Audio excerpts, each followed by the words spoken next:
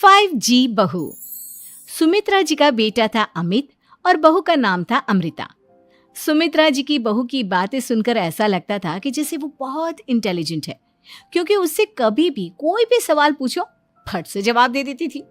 अरे भाई, उसके जवाब से तो गूगल भी पीछे रह जाता था। और इसलिए कम से कम सुमित्रा जी के घर में तो किसी को भी गूगल की जरूरत ही नहीं पड़ती थी।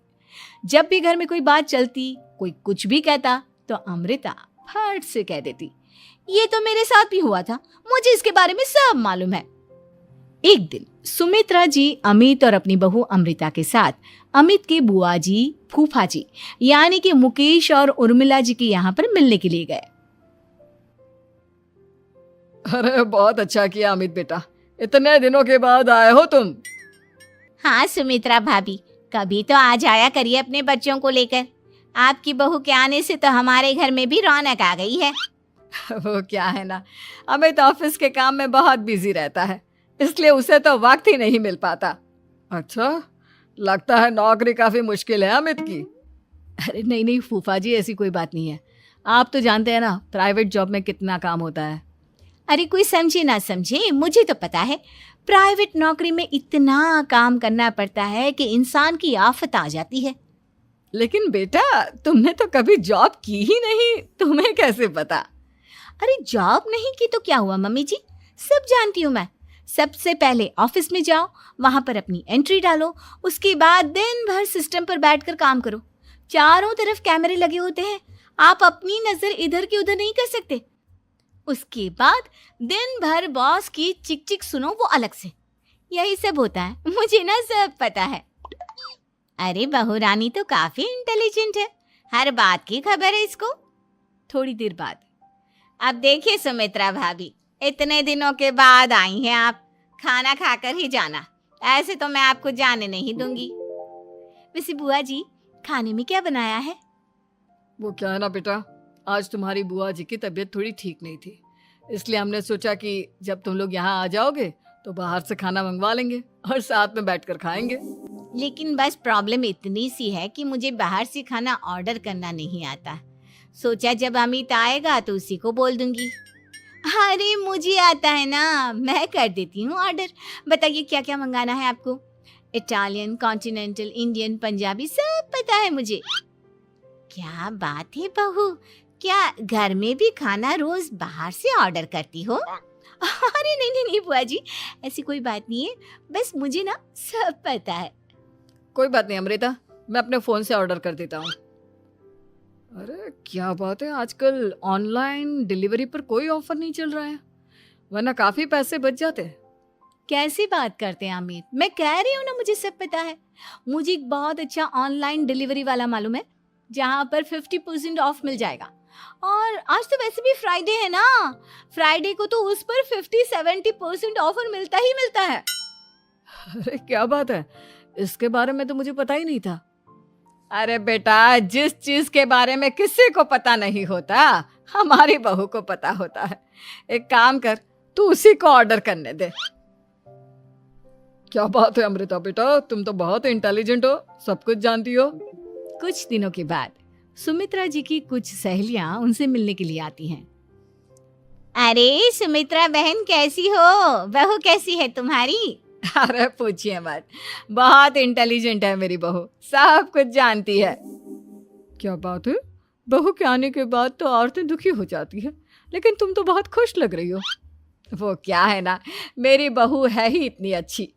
अरे तो बुलाओ ना, हमारे साथ बैठेगी, बातें करेंगी तो हमें भी अच्छा लगेगा। सुमित्रा जी अमृता को बाहर बुलाती हैं और उसके बाद सब लोग बातें करने लगते हैं। क्या बताऊं, कुछ दिनों से घुटनों में इतना दर्द हो रहा है कि चला भी नहीं जाता। अब बुढ़ापे में तो ये सब चलता ही रहता है, क्या कर सकते हैं। आंटी जी, आप योगा करिए, योगा और साथ में ना काले तिल खाया करिए, आपके घुटनों का दर्द भाग जाएगा। लेकिन तुमको ये सब कैसे पता बेटा? अरे मेरे भी घुटनों में दर्द होने लगा था, मैंने योगा किया और काले तिल के साथ गुड़ मिलाकर उनके लड्डू बनाकर खाए, एकदम ठीक हो गए हैं मेरे पैर। अमृता, ये तुम क्या कह रही हो? इतनी कम उम्र में तुम्हारे पैरों में दर्द कैसे हो सकता है? अरे मम्मी जी सच कह रही हूँ, एक बार अगर कोई ये नुस्खा अपना लेना बस मजा आ जाए। ठीक है बेटा, अगर तुम कहती हो तो मैं ये करके देखती हूँ। मुझे सब पता है आंटी जी, ये मेरे साथ हो चुका है, इसीलिए तो बता रही हूँ मैं आपको, ऐसे नहीं बताती किसी को। कुछ दिनों के बाद अमित अमृता को अपने दोस्तों के साथ घूमने के लिए ले जाता है। क्या यार, क्या जिंदगी हो गई है। सारा दिन ऑफिस का काम करते रहो, अपनी हेल्थ पर तो ध्यान ही नहीं दे सकते। अरे क्यों नहीं दे सकते अपनी हेल्थ पर ध्यान, सब दे सकते हैं। इंसान चाहे तो कुछ भी कर सकता है। क्या बात है भाभी, आप इतनी श्योरिटी के साथ कैसे कह सकती हैं? अरे आजकल ना एक से एक एप्लीकेशन है मार्केट में, और जानते हैं उसमें कुछ एक्सरसाइज तो ऐसी बताते हैं जिन्हें आप अपने ऑफिस में बैठे बैठे, मेरा मतलब लैपटॉप पर काम करते करते भी कर सकते हैं। अमृता, ऐसी एक्सरसाइज के बारे में तो मुझे भी नहीं पता था, तुम्हें कैसे मालूम? अरे मुझे सब पता है, हर चीज की खबर रखती हूँ मैं, जानते हैं ना आप। लेकिन ऐसी कौन सी एप्लीकेशन है और ऐसी कौन सी एक्सरसाइज है भाभी? एक मिनट, मैं आपको अपने मोबाइल में दिखाती हूँ। अरे वाकई में भाभी तो सही कह रही हैं। देखो यार, इसमें कितनी अच्छी एक्सरसाइज दिखाई गई है। अपनी चेयर पर बैठे बैठे एक्सरसाइज भी कर लो, काम भी और हेल्थ भी। वाह भाभी वाह, मजा आ गया। लेकिन अमृता, तुम्हें इस बारे में कैसे पता? अब मेरे साथ जो चीज हो चुकी है उसके बारे में तो मुझे पता होगा ही ना अमित। मतलब तुम कब ऑफिस में काम करने गई जो तुमने ऑफिस करते करते एक्सरसाइज की? मैं जो किचन में काम करती हूँ अमित, घर के काम, वो किसी ऑफिस के काम से काम है क्या? बस मैं भी वो सब करते करते इनमें से कुछ एक्सरसाइज ट्राई कर लेती हूँ, इसीलिए मुझे सब पता है। सही है यार, तुम तो बहुत इंटेलिजेंट हो। कुछ दिनों के बाद ये क्या है, एक दोस्त ने मेरे साथ एक मजाक किया है लेकिन समझ में ही नहीं आ रहा। अरे बेटा, तो अमृता से पूछ लेना, उसके पास कोई ना कोई जवाब जरूर होगा। ठीक कहती है मम्मी जी, मैं सब जानती हूँ। लेकिन अमृता, ये थोड़ा मुश्किल है, सोच लो। मेरे लिए कुछ भी मुश्किल नहीं, दुनिया की कोई भी पहेली हो मैं चुटकी में सॉल्व कर लेती हूँ। अच्छा ठीक है, देखो मेरे दोस्त ने मुझे एक खाली पेपर दिया है और कहा है कि इस पर उसने मेरे लिए कुछ मैसेज लिखा है। अब एक बात बताओ यार, खाली पेपर पर, I mean, जिस पर कुछ भी नहीं लिखा हुआ, उसे मैं कैसे पढ़कर बताऊं? अरे बस इतनी सी बात, इसे तो मैं चुटकियों में सॉल्व कर दूंगी अमित। लेकिन कैसे बहू, इस पेपर पर तो वाकई में कुछ नहीं लिखा हुआ, एकदम खाली पेपर है, कैसे, क्या पढ़ोगी तुम? अमित, एक छोटा सा काम करो, जल्दी से एक मोमबत्ती लेकर आओ। अरे बहू, पेपर में आग लगाने का इरादा है क्या? नहीं मम्मी जी, इस पेपर पर अमित के दोस्त का लिखा हुआ मैसेज पढ़ने का इरादा है। अमित कैंडल लेकर आता है। अब ना बस इस पेपर को धीरे धीरे कैंडल के ऊपर घुमाते रहो, देखना 2 ही मिनट में मैसेज आपकी आंखों के सामने होगा। अच्छा ठीक है, मैं ऐसा करके देखता हूँ। 2 मिनट के बाद, अरे वाकई में इस पर तो अक्षर बनने लगे, लेकिन ये हुआ कैसे? और अमृता, तुम्हें कैसे पता? बहुत सिंपल है मम्मी जी, अमित के दोस्त ने नींबू के रस से मैसेज लिखकर उसे सुखा दिया। आप अगर मैसेज पढ़ना हो ना तो पेपर को आग के सामने ले जाओ और लेटर्स अपने आप उभर कर आ जाते हैं। वाह बहू, लेकिन तुम ये सब कैसे जानती हो? अरे मम्मी जी, जब मैं छोटी थी ना तो अपनी सहेलियों के साथ ऐसे ही गेम खेला करती थी। ये तो मेरे साथ कितनी बार हो चुका है, मुझे सब पता है। थैंक यू यार अमृता, तुम्हारी वजह से हमें कुछ भी सोचने की जरूरत ही नहीं पड़ती, तुम सब कुछ बता देती हो। कुछ दिनों के बाद सुमित्रा जी को अमृता के प्रेग्नेंट होने की खुशखबरी मिलती है और सुमित्रा जी अमृता को डॉक्टर के यहाँ लेकर जाती है। देखिए सुमित्रा जी, आपकी बहू की तबीयत बिल्कुल ठीक है, किसी भी तरह की चिंता करने की कोई जरूरत नहीं है, लेकिन हाँ, उनको आयरन वाली डाइट खाने की बहुत जरूरत है। ठीक है डॉक्टर साहब, आप बता दीजिए मैं अपनी बहू को क्या क्या खिलाऊं ताकि उसकी तबीयत ठीक रहे और आने वाले बच्चे की भी। अरे मम्मी जी, इसमें डॉक्टर से पूछने की क्या जरूरत है, किशमिश है, अनार है, पालक है, ये सब खाना चाहिए, आयरन का लेवल बिल्कुल बराबर रहता है। अरे वाह, आपकी बहू तो सब कुछ पहले से ही जानती है। ये तो बहुत अच्छी बात है। देखो, आयरन के साथ तुम्हें कैल्शियम भी खाना होगा। जानती हूँ मैं, अगर आयरन की खाली सप्लीमेंट लेते हैं और कैल्शियम नहीं लेते तो बॉडी उसे अच्छे से एब्जॉर्ब नहीं कर पाती। सब पता है मुझे। बहू ये भी मालूम है? हाँ मम्मी जी, आप तो जानती है ना, मुझे सब पता है। आपकी बहू की बातें सुनकर अच्छा लग रहा है। मुझे ऐसी बहुत कम लड़कियां मिलती हैं जिन्हें इतनी नॉलेज होती है, सारे सवालों के जवाब देती है। और हमारे इंडिया में तो वैसे भी हालात बहुत खराब है। बिल्कुल ठीक कह रहे हैं आप डॉक्टर साहब, लेकिन मैं उन लड़कियों की तरह नहीं हूँ। बहुत ख्याल रखती हूँ मैं हर चीज़ का। और जानती हैं आप, हमारे घर में तो किसी को किसी चीज़ के बारे में गूगल करने की ज़रूरत ही नहीं पड़ती। बिल्कुल ठीक कह रही है अमृता। अरे कुछ भी पूछ लो, इसे सब पता होता है। अरे वाह, तुम तो बड़ी कमाल की लड़की हो।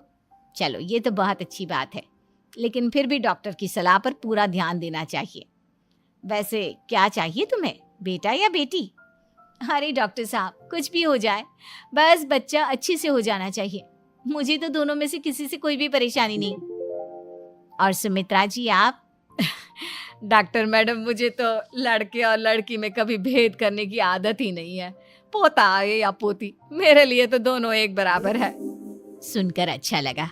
वैसे आप जानती हैं, हमारे यहाँ पर तो लोगों को बड़ी बेचैनी रहती है ये जानने की कि पेट में लड़का है या लड़की, लेकिन विदेशों में ऐसा नहीं होता। हाँ, वहाँ पर तो सब कुछ पहले से ही बता देते हैं ना। ये भी कोई बात हुई भला? लेकिन तुम्हें कैसे पता कि वहां पर सब कुछ पहले ही बता देते हैं? अच्छा हाँ, तुम तो सब कुछ पहले से ही जानती हो ना। तुम्हारे साथ तो सब कुछ पहले से ही हो चुका होता है। नहीं मम्मी जी, ये तो मेरे साथ पहली बार हो रहा है, इसलिए मैं ये डायलॉग नहीं बोल सकती। अमृता की बात सुनकर सुमित्रा और डॉक्टर दोनों हंसने लगते हैं। सासू माँ बदल गई। कहानी उस घर की है जहाँ बहू और बेटी को एक माना जाता था, लेकिन फिर अरे शिखा बेटा, तू रसोई में क्यों घुसी रहती है? जा, रोटी मैं बना लूंगी। नहीं माँ जी, आप बैठिए, बस सारा खाना बन ही गया है। श्वेता को बोल देती हूँ, वो खाना लगा देगी सबका। सॉरी भाभी, मेरे पास वक्त नहीं है। माँ, मुझे पैसे देना, पार्लर जाना है। हाँ, चली जाना, भाभी को भी ले जाना। वो भी जाने को बोल रही थी पार्लर, पर पहले ना मदद कर दे उसके खाना लगाने में। देख माँ, वो बहू है, उसे बहू रहने देना। इतना सर पर मत चढ़ा भाभी को। श्वेता, ज्यादा मत बोला कर। बहू और बेटी में कोई फर्क नहीं होता है। जा जाकर काम कर। ननद को माँ का भाभी से इस तरह प्यार करना बिल्कुल अच्छा नहीं लगता। वो बार बार किसी न किसी तरह माँ को भाभी के खिलाफ भड़काती रहती, लेकिन कोई फायदा ना होता।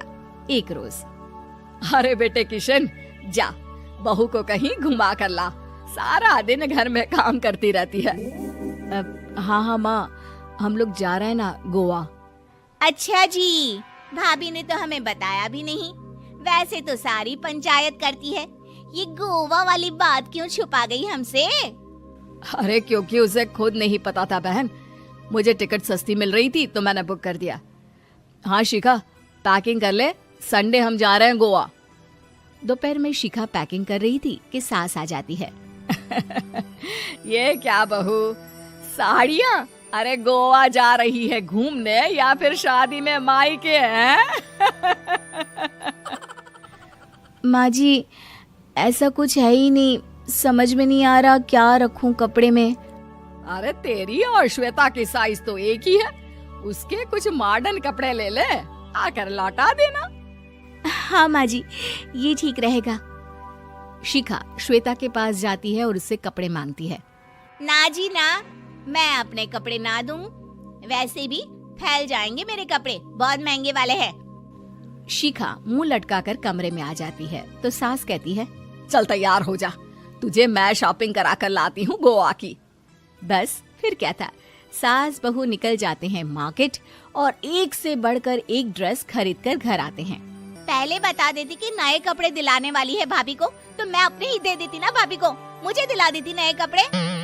देख श्वेता, परिवार का मतलब सबके साथ रहना होता है, ना कि सिर्फ अपना सोचना। वैसे भी तुझे अच्छे संस्कार सीखने चाहिए। और रही बात कपड़ों की, तो शिखा आज से घर पर भी तू मॉडर्न कपड़े ही पहनेगी, कोई जरूरत नहीं है ये साड़ी वाड़ी लपेटने की। अब क्या था, घर पर श्वेता और शिखा एक जैसे रहते। एक बार पड़ोसन आती है। अरे बेटा, अपनी माँ को तो बुलाना जरा, बात करनी है। शिखा सास को बताती है और रसोई में चली जाती है। ये आपकी बेटी बहुत बड़ी हो गई है, इसके लिए एक रिश्ता है, कहो तो बता दूं। ये बेटी नहीं बहू है, घर में सब एक जैसा ही रहता है। वैसे मेरी बेटी भी बड़ी हो गई है, कोई रिश्ता हो तो जरूर बताना। पड़ोसन रिश्ता लेकर उन लोगों के घर आती है। तब श्वेता की होने वाली सास कहती है, तो ये घर है, कितने मंजिल का है? और ये बहू ने आपकी क्या पहन रखा है, जीन्स टॉप? अरे भाई, साड़ी वाड़ी नहीं है क्या इसके पास? देखिए, सर्दी है तो साड़ी में बहू कैसे मैनेज करती, वैसे पहनती है साड़ी भी। देखिए, हम लोग ठहरे पैसे वाले लोग, कोई कमी नहीं है हम लोगों के पास पैसों की, बहुत पैसे हैं, जमीन, नौकर चाकर, कार, सब कुछ है, लेकिन घर में संस्कारी बहू चाहिए। समझ रही हैं ना आप? सास कुछ कहती कि श्वेता बोल पड़ती है, हाय रे, नौकर चाकर से लेकर जमीन, कार, पैसा, हाँ, मुझे रिश्ता मंजूर है मुझे। अरे रुक जा श्वेता, मैं बात कर रही हूँ ना। देखिए, हम लोगों के घर इतनी आजादी नहीं मिलेगी। अरे हाँ कर देना माँ, हाँ कर दे जल्दी से। सास क्या करती, बेटी की शादी ऐसे घर में कर देती है जहां ना उनके विचार मिलते हैं और ना ही आचार। शादी के बाद एक रोज फोन पर, श्वेता बेटा, एक बार घर आ जा, बहुत दिल करता है तुझे देखने का। माँ, वो घर पर बहुत काम होता है, कैसे आऊँ? बड़ा घर है, लेकिन आने जाने वालों की लाइन ही लगी रहती है। बेटा, मैं तो जानती थी उस घर का हाल, लेकिन तू ही नहीं मान रही थी। माँ देख, हर घर का यही हाल है। तेरी बेटी को यहाँ घूंघट हटाने की परमिशन नहीं है और एक तरफ भाभी स्कर्ट पहनकर घूम रही है। बेटा, मुझे क्या पता था कि मेरी बेटी को ससुराल के नाम पर पिंजरा मिल जाएगा। अच्छा माँ, फोन रखती हूँ, सास को गर्मा गर्म रोटी खिलानी है। तुम लोगों की तरह नहीं कि एक रोटी बनाओ, एक सब्जी बनाओ, फिर सारा दिन फ्री होकर घूमो। सास फोन तो रख देती है, लेकिन सोच में पड़ जाती है कि एक तरफ बेटी जिसे कोई आजादी नहीं, वहीं दूसरी तरफ बहू जिसे देखकर लगता ही नहीं कि उसकी शादी भी हुई है। अगले रोज, शिखा, अरे ओ शिखा। हाँ माँ, क्या हुआ? कुछ चाहिए आपको? मैं जिम जा रही थी। जिम के कपड़ों में बहू को देखकर सास को घूंघट में अपनी बेटी का ख्याल आता है। देख बहू, घर में बहू की तरह रहा कर, इतने टाइट कपड़े पहनकर जिम जाना पसंद नहीं मुझे। जा जाकर रोटी बना। रोटी? माँ, अभी तो शाम के 6 बजे हैं, इस वक्त रोटी? अब क्या मेरे खाने पीने पर भी पहरा है?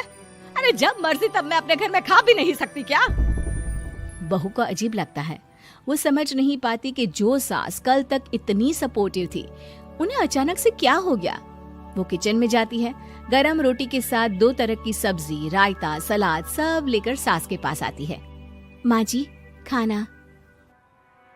इतना सारा खाना? राक्षस समझा है क्या मुझे? रोटी मांगी थी मैंने गर्मा गर्म बस। पर माँ जी, रोटी खाती किससे आप? सब्जी तो बनानी थी ना। अरे भूख मर गई मेरी तेरी बहस से। जा जाकर काम कर, अंदर पूरी रसोई साफ कर। बहू अंदर चली जाती है। थोड़ी देर में श्वेता घर आती है। अरे शिखा, जल्दी से चाय ला, पकवान बना, मेरी बेटी आई है।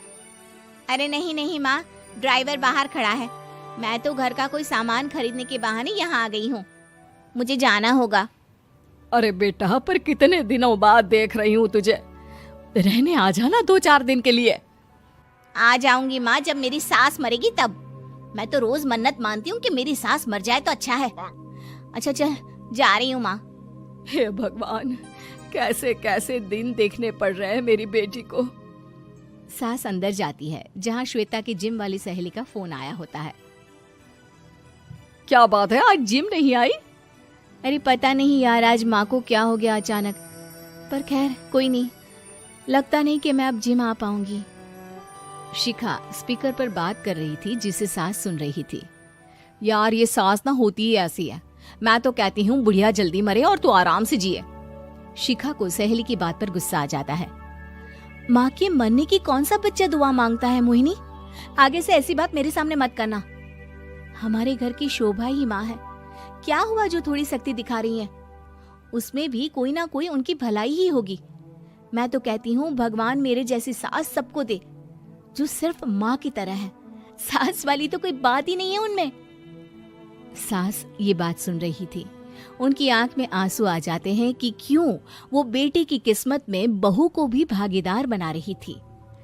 शिखा, अरे ओ शिखा, क्या हो गया? जिम नहीं जाना क्या?